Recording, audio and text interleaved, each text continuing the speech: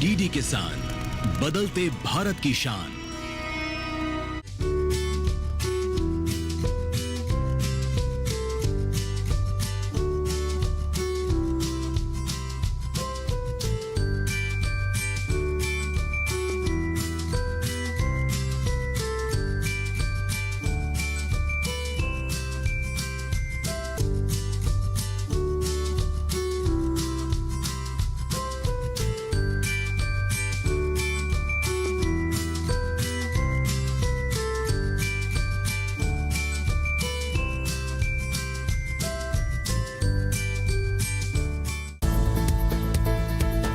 फसल की क्या है चाल,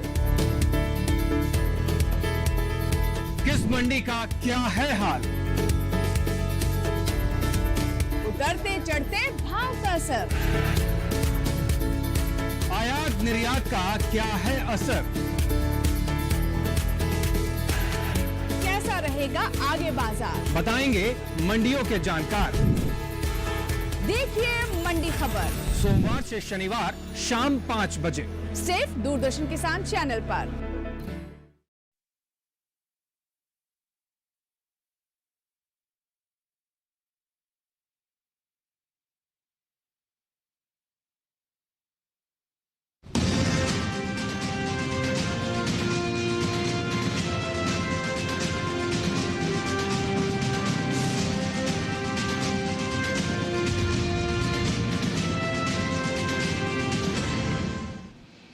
नमस्कार, किसान समाचार में आप सभी दर्शकों का स्वागत है। मैं हूं सैमा खान। नजर डाल लेते हैं सबसे पहले हेडलाइंस पर। प्रधानमंत्री नरेंद्र मोदी उत्तराखंड गठन के रजत जयंती समारोह में हुए शामिल। प्रधानमंत्री ने कृषि एवं बागवानी, नवाचार, स्वयं सहायता समूहों व स्थानीय लोगों से किया संवाद। किसानों को फसल बीमा योजना के तहत 62 करोड़ रुपए किए जारी।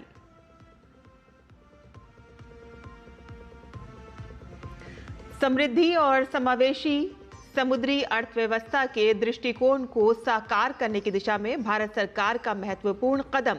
विशिष्ट आर्थिक क्षेत्र में मत्स्य पालन के टिकाऊ उपयोग के नियमों को किया अधिसूचित। दिल्ली के नेहरू नगर में शुरू हुआ एंटी पॉल्यूशन कैंपेन। 1 महीने का होगा एंटी पॉल्यूशन कैंपेन। बीजेपी के राष्ट्रीय महामंत्री अरुण सिंह ने दिखाई हरी झंडी।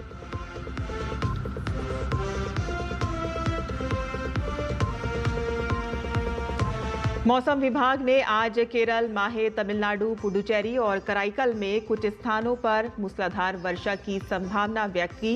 पूर्वी राजस्थान और पश्चिमी मध्य प्रदेश के कुछ हिस्सों में सोमवार तक शीतलहर की स्थिति का भी अनुमान।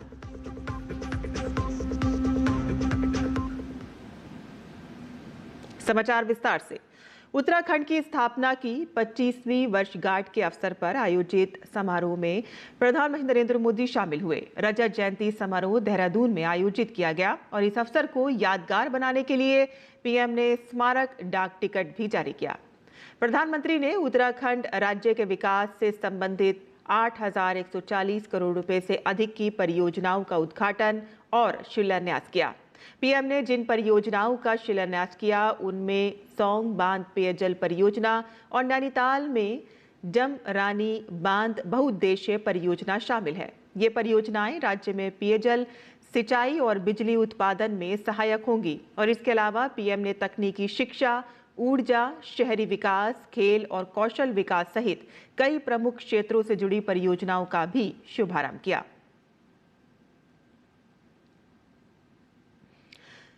पीएम नरेंद्र मोदी ने प्रधानमंत्री फसल बीमा योजना के अंतर्गत 28,000 से अधिक किसानों के बैंक खातों में 62 करोड़ रुपए की सहायता राशि जारी की।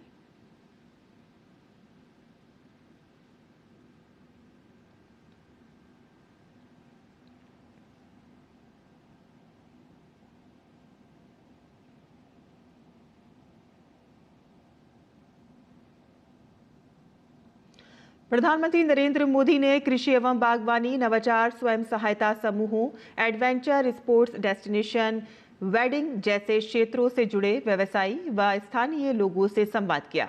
लोगों ने पीएम से अपने अनुभव साझा किए। लोगों ने पीएम को बताया कि वे लोग कैसे विभिन्न क्षेत्रों के विकास के लिए काम कर रहे हैं। पीएम ने उत्तराखंड वासियों से पर्यटन, डेस्टिनेशन, वेडिंग और स्टार्टअप जैसे क्षेत्रों में नवाचार करने के लिए प्रेरित किया। प्रधानमंत्री नरेंद्र मोदी ने उत्तराखंड रजत जयंती समारोह में आयोजित प्रदर्शनी का उद्घाटन किया। प्रदर्शनी उत्तराखंड राज्य के विकास यात्रा को कहानी बयान करती है। प्रदर्शनी में उत्तराखंड की कला संस्कृति की झलक भी प्रदर्शित की गई।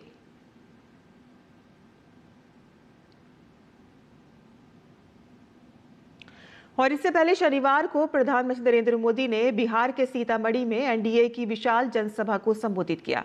पीएम ने बिहार की डबल इंजन सरकार में हुए विकास कार्यों का जिक्र किया।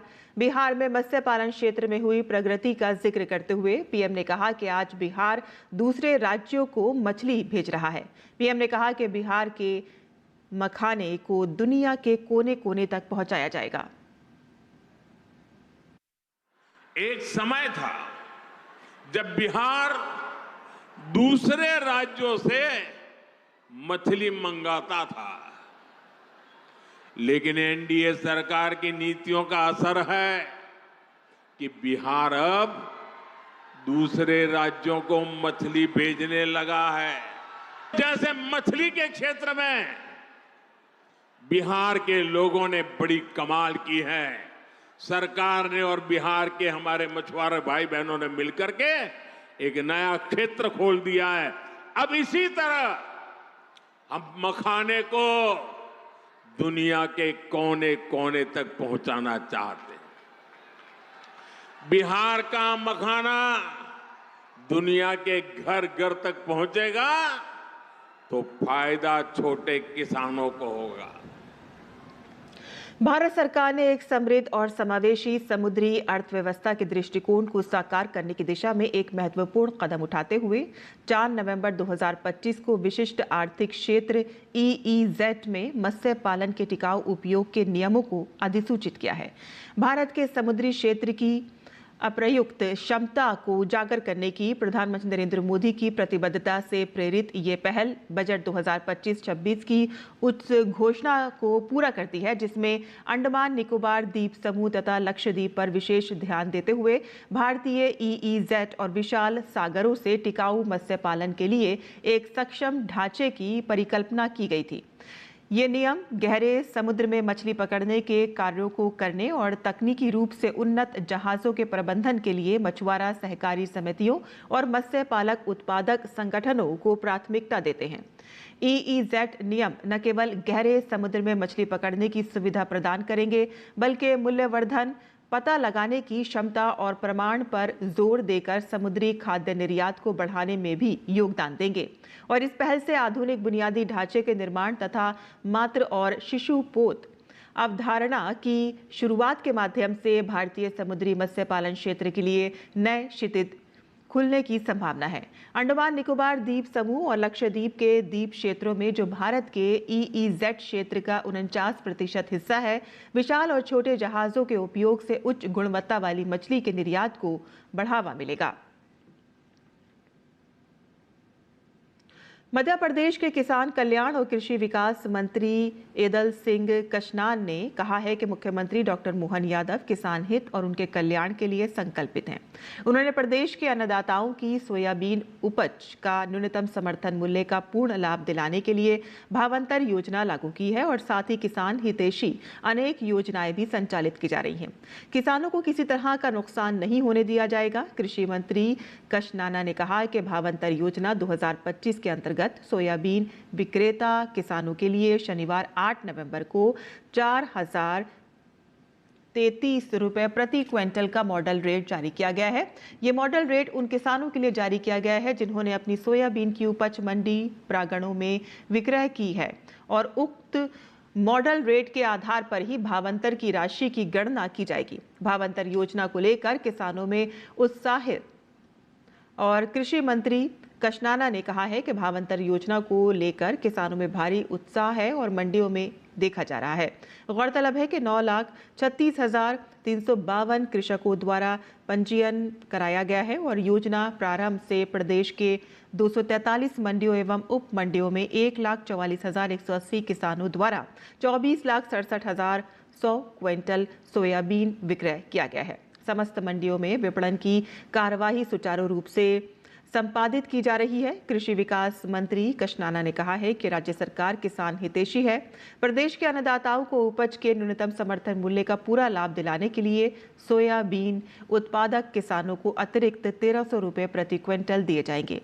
आगामी 13 नवंबर को सोयाबीन उत्पादक किसानों को इसका लाभ वितरित किया जाएगा। राजस्थान सरकार ने एक अधिसूचना जारी कर राज्य के 6 जिलों के 3777 गांवों को अभावग्रस्त घोषित किया है। गौरतलब है कि इस वर्ष भारी वर्षा एवं बाढ़ से किसानों की फसलों को काफी नुकसान हुआ और ऐसे में किसानों को हुए इस नुकसान के आंकलन के लिए सरकार द्वारा सर्वे कराया जा रहा है और इन गांवों में बाढ़ से 33% या इससे अधिक फसल खराब वाले किसानों को कृषि अनुदान यानी कि मुआवजा राशि की वितरण की अनुमति दी गई है। आपदा प्रबंधन सहायता एवं नागरिक सुरक्षा विभाग की उप शासन सचिव शेफाली कुशवाहा ने बताया है कि झालावाड़, धौलपुर, बूंदी, भरतपुर, डीग और टोंक की 43 तहसीलों के 3777 गांव के प्रभावित किसानों को इस निर्णय से राहत मिलेगी। कृषि विज्ञान केंद्र गाजियाबाद द्वारा एक नई पहल आरंभ की गई है। युवा तथा छात्रों को कृषि से पलायन को रोकने तथा उनमें कृषि उद्यमिता के विकास हेतु करके सीखो यानी कि लर्निंग बाय डूइंग थ्योरी सिद्धांत पर कौशल विकास प्रशिक्षण प्रदान किया गया और इसके अंतर्गत युवा तथा छात्रों को खेती, नर्सरी प्रबंधन तथा आलू की किस्म का रोपण और बायो फर्टिफाइड सब्जियों एवं फसलों की पहचान आदि पर प्रैक्टिकल ट्रेनिंग कराई गई, जिससे छात्र युवा कृषि के प्रति आकर्षित रहें तथा कृषि उद्यमिता का विकास हो सके। इस कार्यक्रम में 26 युवाओं तथा छात्रों ने सक्रिय सहभागिता कर सफलतापूर्वक प्रशिक्षण प्राप्त किया। दिल्ली वालों को पॉल्यूशन से निजात दिलाने के लिए दक्षिणी दिल्ली के नेहरू नगर में एंटी पॉल्यूशन कैंपेन शुरू किया गया है, जो कि तकरीबन 1 महीने तक चलेगा और अभियान की शुरुआत बीजेपी के राष्ट्रीय महामंत्री अरुण सिंह ने हरी झंडी दिखाकर की। प्रदूषण पर प्रहार करते हुए दिल्ली में एंटी पॉल्यूशन कैंपेन की शुरुआत हुई है। ये अभियान लगभग 1 महीने तक चलेगा। कैंपेन की शुरुआत बीजेपी के राष्ट्रीय महामंत्री अरुण सिंह ने बीजेपी सांसद रामवीर सिंह बिधूड़ी और आचार्य प्रमोद कृष्णम और निगम पार्षद राजपाल सिंह के साथ की। राजधानी दिल्ली में बढ़ते हुए प्रदूषण से दिल्ली वालों को निजात दिलाने के लिए दिल्ली में एंटी पॉल्यूशन कैंपेन शुरू किया गया है और मेरी मौजूदगी इस समय डीएवी कॉलेज के बाहर है, जहां पर यहां के निगम पार्षद राजपाल के द्वारा इस अभियान को शुरू किया गया है और इस तरीके के अभियान मसलन दिल्ली के अलग अलग वार्डों में अलग अलग निगमों में आपको देखने के लिए मिलेंगे और इसकी तैयारियां पूरी तरीके से कर ली गई हैं। इस मौके पर अरुण सिंह ने कहा कि बीजेपी सरकार दिल्ली में प्रदूषण को खत्म करने के लिए प्रयासरत है। 2026 तक दिल्ली को प्रदूषण मुक्त करना है। राजपाल सिंह जी के नेतृत्व में जो यहाँ के बहुत ही लोकप्रिय यहाँ के कारपोरेटर हैं, आज बड़ी संख्या में गाड़ियों का उसके माध्यम से जो स्वच्छता का अभियान इन्होंने प्रारंभ किया, यह पूरा का पूरा क्षेत्र प्रदूषण मुक्त रहे, उसके लिए जो इन्होंने संकल्प लिया, अभियान शुरू कर रहे हैं, इनका अभिनंदन करते हैं। केंद्र सरकार माननीय प्रधानमंत्री मोदी जी के नेतृत्व में और यहाँ रेखा गुप्ता जी के नेतृत्व में अनेकों उपाय लिए हैं। 2026 तक यह लक्ष्य है कि यह 40% दिल्ली का प्रदूषण कम हो। अभियान के बारे में निगम पार्षद राजपाल ने बताया कि ये अभियान दक्षिण दिल्ली के श्रीनिवासपुरी और आसपास के इलाकों में 8 अलग अलग मार्गों पर तकरीबन 1 महीने तक चलाया जाएगा। हमने 8 रोड और 8 ही टीमें तय की हैं। 8 रोडों पे अलग अलग टीम कंटिन्यूस प्रोग्राम को ऑर्गेनाइज करेगी और जो मेरा क्षेत्र है श्रीनिवासपुरी वार्ड, इसको मैंने जीरो मुक्त प्रदूषण करने का संकल्प लिया है। आज इस पर हमने जितने मेन रोड्स हैं इनके ऊपर ये एक मेजर ड्राइव चलाई है। आपको बता दें कि दिल्ली की सीएम रेखा गुप्ता शुरुआत से ही दिल्ली को प्रदूषण मुक्त बनाने के लिए संकल्पित हैं। दिल्ली वालों को पॉल्यूशन से निजात मिले, इसके लिए बीजेपी की नई नवेली सरकार, रेखा गुप्ता सरकार लगातार प्रयासरत है और इसी दिशा में इस कैंपेन की भी शुरुआत की गई है। दिल्ली से कैमरा पर्सन केशव के साथ मैं मोहित शुक्ला, दूरदर्शन न्यूज। मौसम विभाग ने आज केरल, माहे, तमिलनाडु, पुडुचेरी और कराईकल में कुछ स्थानों पर मूसलाधार वर्षा की संभावना व्यक्त की है। विभाग ने पूर्वी राजस्थान और पश्चिमी मध्य प्रदेश के कुछ हिस्सों में सोमवार तक शीतलहर की स्थिति का भी अनुमान लगाया है। अगले 5 से 6 दिन तक उत्तर पश्चिम और उससे सटे मध्य भारत में रात का तापमान सामान्य से 2 से 5 डिग्री सेल्सियस कम रहने की संभावना है। और किसान समाचार में आइए अब जान लेते हैं देश भर की मंडियों का भाव।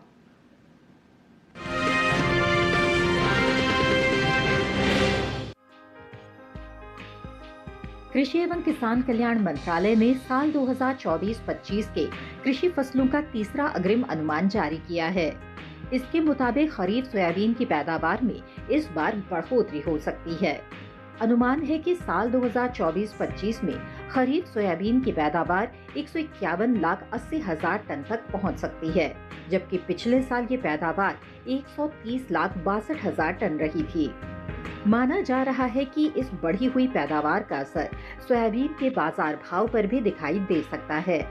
फिलहाल मंडियों में सोयाबीन की आवक सामान्य बनी हुई है। एग्मार्टनेट के मुताबिक गुजरात की दाहोद मंडी में 7 नवंबर को सोयाबीन का भाव था 4,480 रुपए।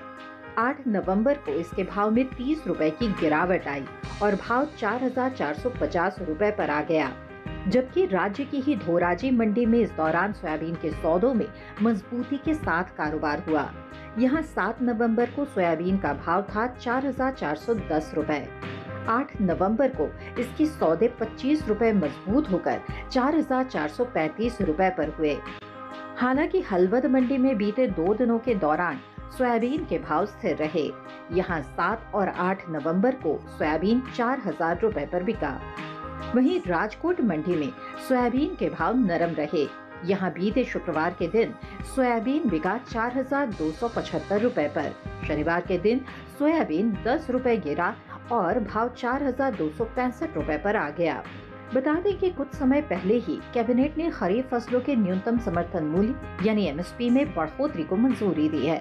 इन फसलों में पीली सोयाबीन भी शामिल है। साल 2024-25 में जहां इसकी MSP 4,892 रुपए प्रति क्विंटल थी, तो वहीं साल 2025-26 के लिए इसे 436 रुपए बढ़ाकर 5,328 रुपए प्रति क्विंटल कर दिया गया है।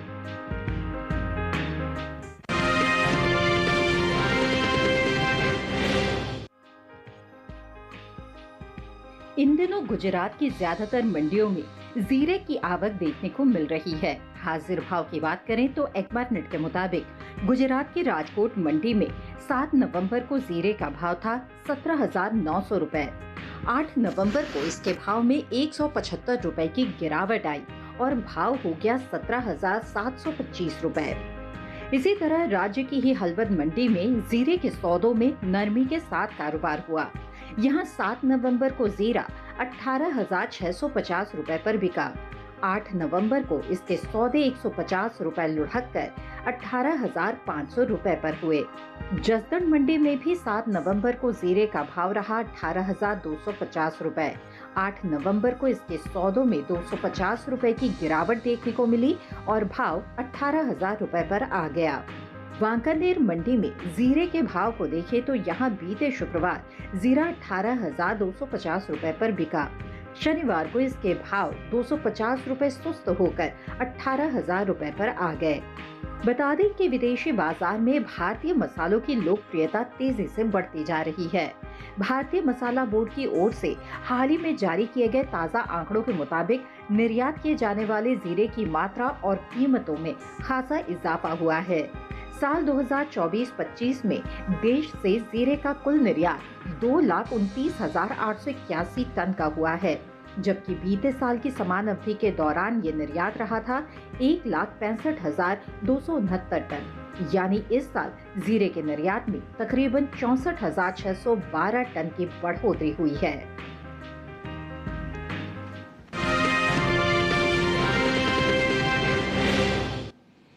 और मंडी खबर के बाद अब बात कर लेते हैं मौसमी खेती की। किसान इस मौसम में कैसे रखे अपनी खेती का ख्याल, आइए देखते हैं।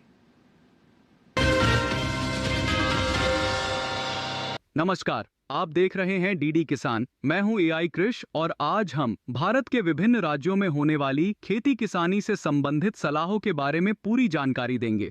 हिमाचल प्रदेश में टमाटर की तुड़ाई कर लें, किसान पत्ता गोभी की रोपाई करें, यहाँ फूल गोभी की रोपाई कर सकते हैं। अभी प्याज की बुवाई के लिए नर्सरी तैयार कर लें, साथ ही गेहूं की बुवाई के लिए खेत तैयार करें। इसके अलावा मेथी की बुवाई कर सकते हैं। हिमाचल के किसान पालक की बुवाई करें, वहां शलगम की बुवाई कर सकते हैं। इसी तरह मूली की बुवाई कर लें। इसके साथ ही ब्रोकली की बुवाई करें, यहीं सरसों की बुवाई करते रहें। हिमाचल प्रदेश में गाजर के खेत में सिंचाई कर सकते हैं, किसान लहसुन की बुवाई कर लें। वहीं चुकंदर के खेत में सिंचाई करते रहें। पंजाब में टमाटर की बुवाई कर सकते हैं, यहीं प्याज की बुवाई कर लें। इसके अलावा धान की कटाई करें, किसान कपास की चुनाई कर सकते हैं। पंजाब में मूंग की बुवाई कर लें, वहीं फूलगोभी की रोपाई करते रहें। अभी पत्ता गोभी की रोपाई कर सकते हैं, किसान ब्रोकली की रोपाई कर लें। इसके अलावा चने की बुवाई करते रहें। पंजाब के किसान गेहूं की बुवाई कर सकते हैं। इसके अलावा सरसों की बुवाई करने का समय उपयुक्त है। इसके साथ ही गन्ने के खेत में सिंचाई कर लें। हरियाणा में मटर के खेत में सिंचाई कर सकते हैं, किसान आलू की सिंचाई कर लें। इसके अलावा धान की कटाई करें। अभी सरसों के खेत में सिंचाई कर सकते हैं। इसी तरह कृषि और किसानों से जुड़ी हर महत्वपूर्ण जानकारी के लिए हमारे साथ जुड़े रहिए और देखते रहिए डीडी किसान। धन्यवाद।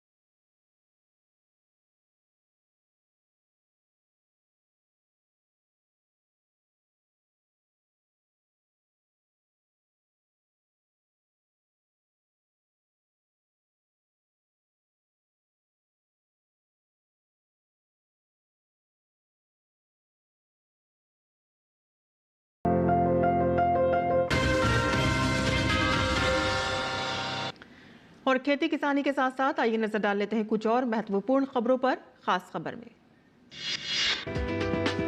बिहार में दूसरे चरण में मंगलवार को 20 जिलों की 122 विधानसभा सीटों पर वोट डाले जाएंगे। दूसरे चरण में 1302 उम्मीदवार मैदान में हैं। राज्य में पहले चरण में 121 सीटों पर 6 नवंबर को मतदान हुआ था और 14 नवंबर को मतगणना होगी।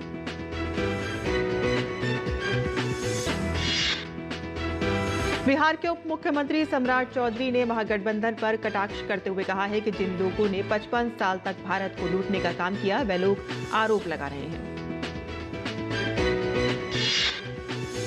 केंद्रीय मंत्री चिराग पासवान ने एसआईआर को लेकर महागठबंधन पर निशाना साधा। उन्होंने कहा है कि उन्होंने हमेशा भ्रम फैलाकर चुनाव लड़ने का काम किया है। ये विपक्ष की रणनीति का हिस्सा बन गया है। केंद्रीय मंत्री गिरिराज सिंह ने कांग्रेस नेता राहुल गांधी पर हमला करते हुए कहा है कि उन्होंने वर्चुअली उम्मीदवारों का चयन किया है और जनता उन्हें सबक सिखाएगी। आरजेडी नेता तेजस्वी यादव ने आज प्रचार के अंतिम दिन उम्मीद जताई है कि बिहार की जनता बदलाव के लिए वोट कर रही है। किसान समाचार में आज के लिए बस इतना ही। अनुमति दें, नमस्कार।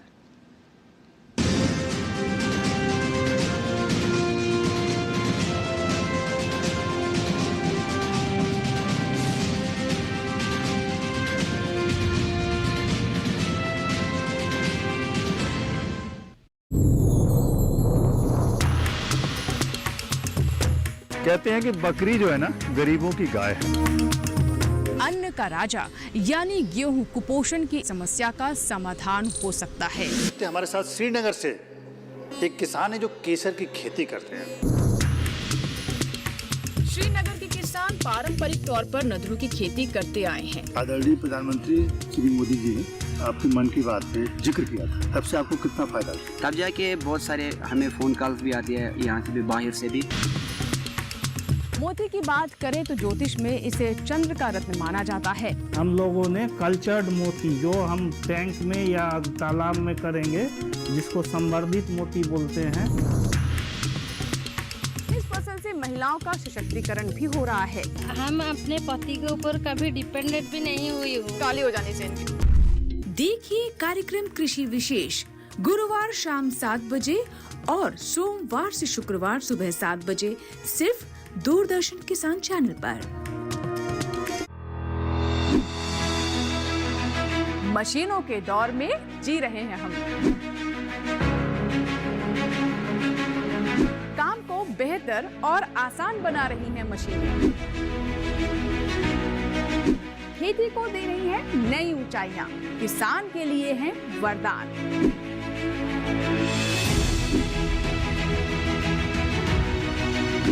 मशीनरी पर आधारित देखिए हाईटेक खेती शनिवार शाम 7 बजे, पुनः प्रसारण रविवार सुबह 7 बजे सिर्फ दूरदर्शन किसान पर।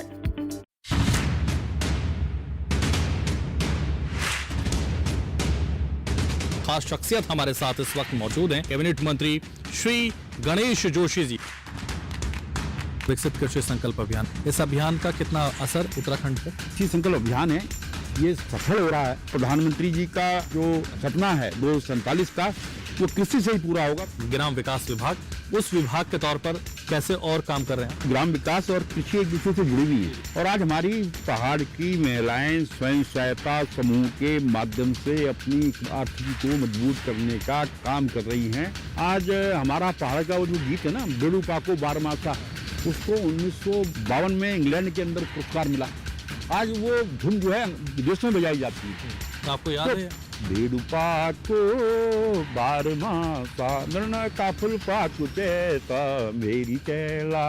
देखिए खास मुलाकात उत्तराखंड के कैबिनेट मंत्री श्री गणेश जोशी जी के साथ 9 नवंबर रविवार शाम 7 बजे सिर्फ दूरदर्शन किसान चैनल पर।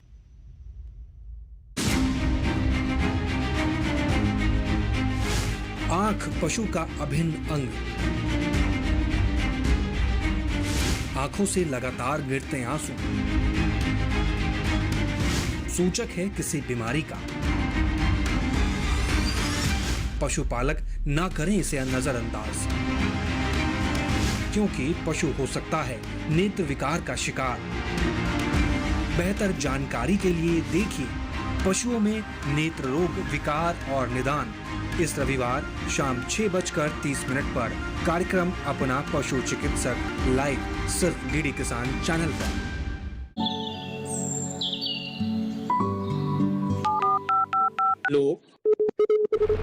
कार्यक्रम के पहले कॉलर जुड़ गए हैं। इस बीच हमारे पास कुछ ईमेल्स भी आए हैं। सवाल पूछिए अपना।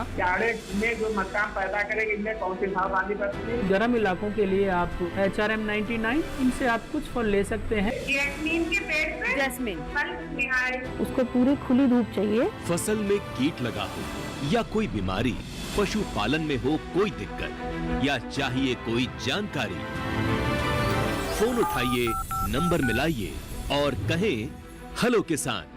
सोमवार, बुधवार और शुक्रवार शाम 6 से 7 बजे सिर्फ डीडी किसान पर।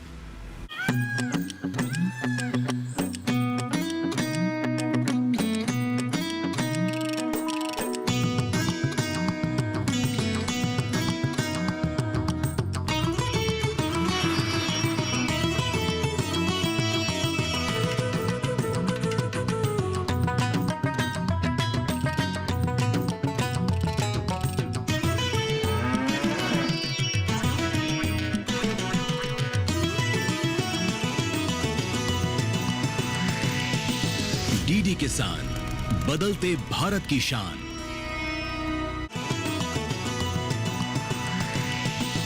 डीडी किसान, बदलते भारत की शान।